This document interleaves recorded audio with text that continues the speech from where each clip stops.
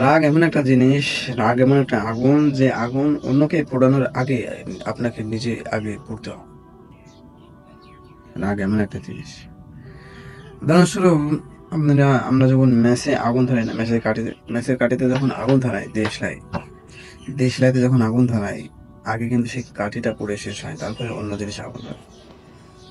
তো আপনি অন্য কাউকে রাগাতে চাচ্ছেন, অন্য কাউকে কষ্ট দিতে যাচ্ছেন, সেই ক্ষেত্রে আপনি নিজে আগে পড়ছেন, নিজে আগে কষ্ট পাচ্ছেন।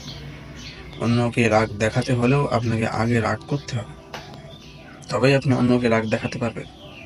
তবে অন্য এক ব্যক্তি রাগ করবে, তাহলে আপনি নিজে আগে সেই আগুনে পড়ছেন, তারপরে অন্যকে পোড়াচ্ছেন। দেখুন, রাগ আসছে অহংকার। আপনাকে কেউ অপমান করলো, আপনাকে কেউ গালি দিল, আপনি কেন রাখছেন তার উপর? আপনার ভিতরেও সেই অহংকারটা এখনো বাকি আছে।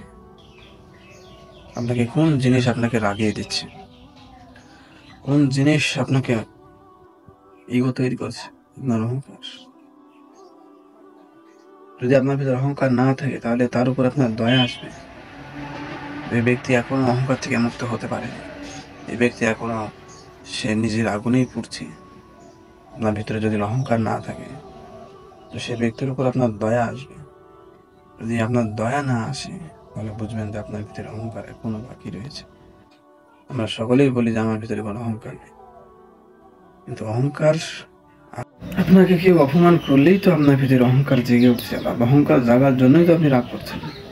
যদি আপনার ভিতরে অহংকার না থাকে, তাহলে তার উপর দয়া আসবে। যে ব্যক্তি আপনাকে রাগ দেখাচ্ছে, যে ব্যক্তি আপনাকে অপমান করছে, ওই ব্যক্তি এখন পর্যন্ত এই অহংকার থেকে বের হতে পারেনি, এই আগুন থেকে বের হতে পারেনি। এজন্য সকলেই আগে চেষ্টা করতে হবে নিজের অহংকারকে শেষ করার, নিজের রাগকে কন্ট্রোল করার।